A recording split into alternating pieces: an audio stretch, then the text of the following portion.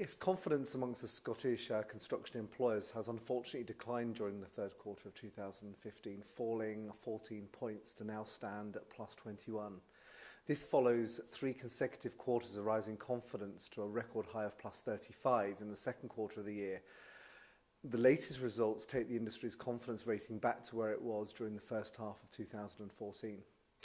The latest survey also asked a series of questions about employers' experience of being subject to performance guarantees or bonds as a condition of carrying out new work. Typically, the guarantees require the contractor to hold a defined percentage of the total contract value on deposit within their bank. This can then be paid to the client in the event that the contractor defaults on the terms of its contract. Most respondents who had experience of being subject to these terms reported that they took the form of a performance guarantee bond. 1 in 4 were asked to produce a parent company guarantee. In large number of cases, bonds were requested in the form of bank guarantees. Most commonly, respondents reported that the bond was equivalent to approximately 10% of the total value of the contract.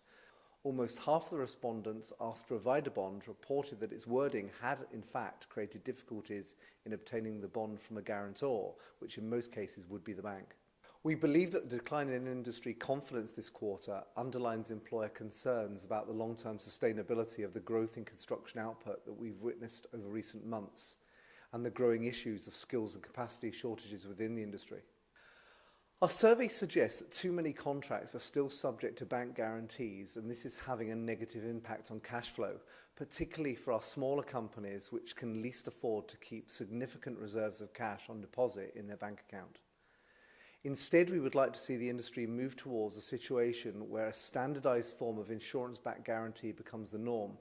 This will give the client suitable protection against the contractor failing to fulfill its contractual commitments, whilst at the same time reducing the barriers to particularly smaller construction companies tendering for larger contracts.